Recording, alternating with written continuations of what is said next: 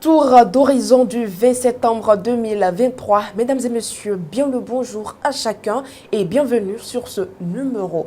Informons-nous de l'actualité dans votre rubrique La Revue des titres.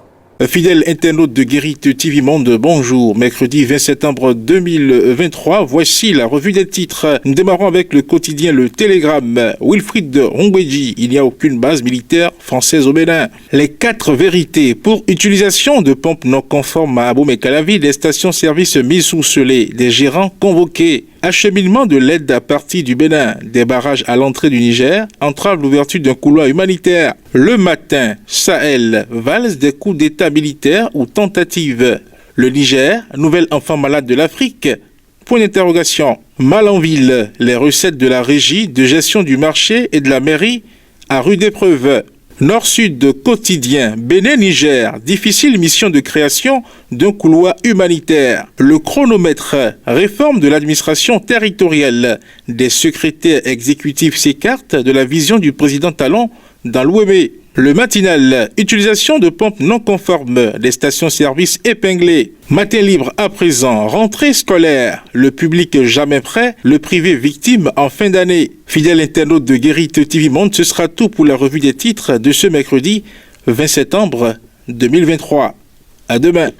Pour certaines personnes, avoir un confident est important, mais ce type de relation est à gérer avec des pincettes. Siméon Kiki, loin d'être un expert en relations personnelles, en parle dans l'invité du jour.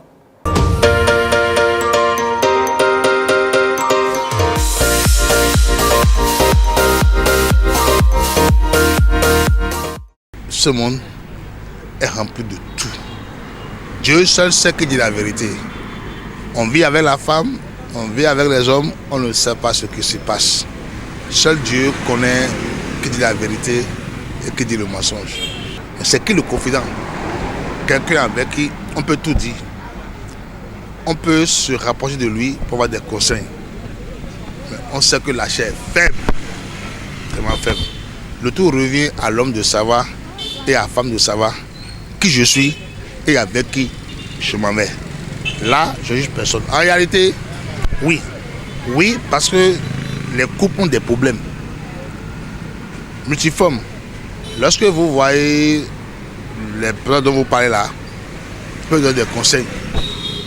Comme ils peuvent vous donner des conseils pour détruire la femme à votre faveur. Mais à quel fait?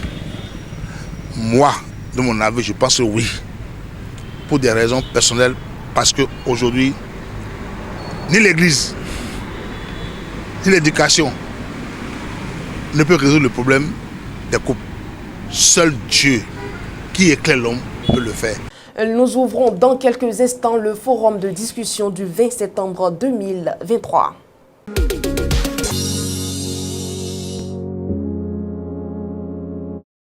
Charles Alban Daoui est déjà sur ce plateau pour le forum de discussion. Charles Alban Daoui, bonjour. Bonjour Latifat Kaweda.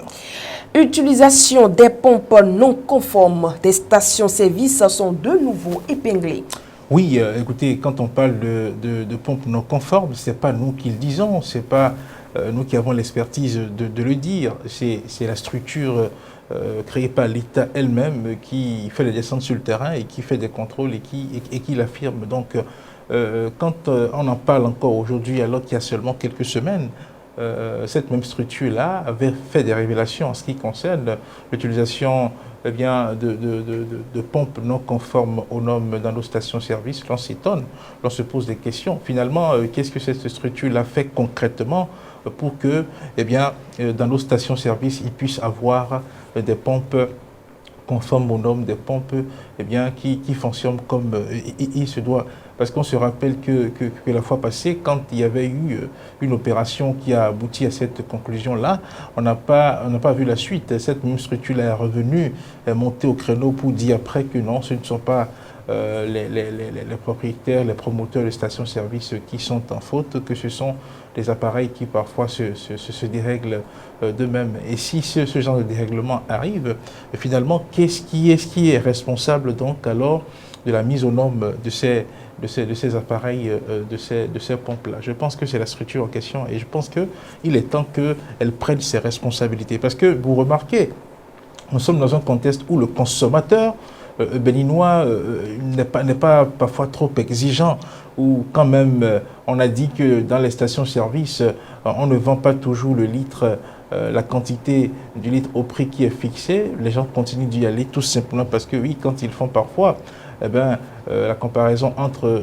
l'essence frelatée ou le poyon, ils préfèrent aller là-bas. Donc, si le consommateur béninois continue de faire confiance aux stations-service qui sont dans nos grandes villes, il est du devoir de l'Agence nationale de métrologie de s'assurer que ces pompes-là qui sont utilisées dans les stations-service, ce sont des pompes conformes aux normes, sont des pompes qui, sont des pompes qui vendent effectivement le litre pour le litre. Il est bien de dire que oui, ces pompes ne sont pas conformes aux normes, mais qui est-ce qui a la responsabilité de les conformer? Je pense que c'est là où la question se pose. Alors Charles Alban Daoui, que faire alors pour assainir le secteur? Oui, pour assainir le secteur, je pense d'abord qu'il faut étendre ces contrôles-là, parce que depuis quelques semaines, on a comme l'impression que ces opérations de contrôle ne sont centrées que sur Cotonou et récemment donc sur Abomey-Calavi. À Porto-Novo, il y a des stations-service aussi, à Barrakou. Il y en a. Il faut qu'on nous donne des échos venant donc de ces différentes villes-là.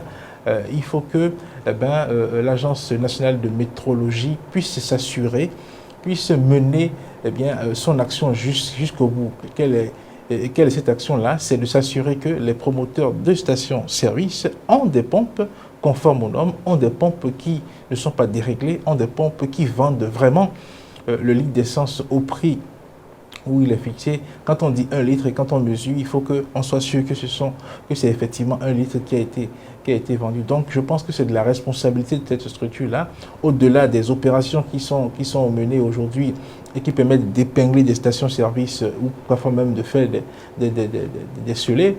Il faut qu'on aille dans l'action qui permet d'assurer aux consommateurs la présence dans nos stations-service de pompes vraiment conformes aux normes. Merci à vous Charles Alban Daoui. C'est moi qui vous remercie. Mesdames et messieurs, nous sommes déjà à la fin du forum de discussion du 20 septembre 2023. Tout juste après la virgule, suivez les actualités sportives.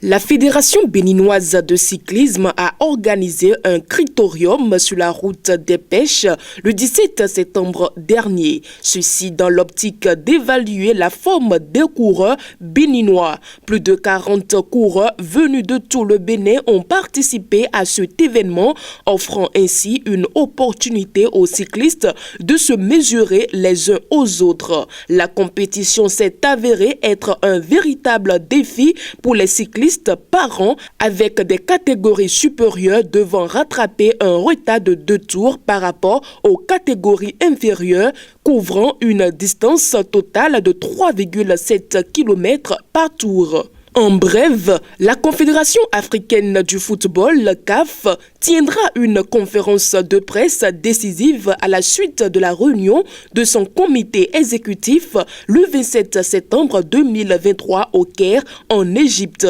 La réunion en question, qui sera présidée par le président de la CAF, Dr Patrice Motsepe, sera relative aux décisions concernant les pays hôtes de la CAN 2025 et de la CAN 2027.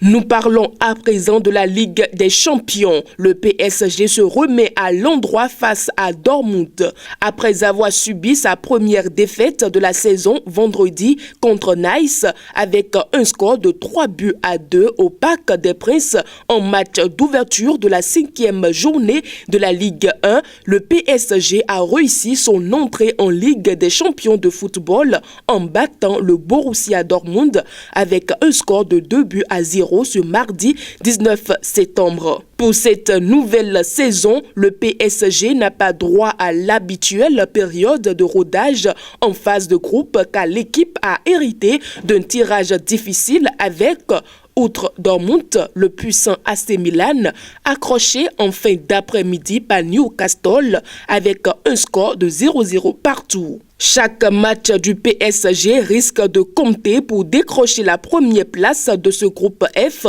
qui promettait un tirage au sort plus facile en huitième de finale. Mesdames et messieurs, faites attention lorsque vous montrez le chemin de la réussite aux autres, car beaucoup ne veulent pas être guidés. Ils cherchent juste le moyen de vous faire tomber. Merci de nous avoir suivis et à demain.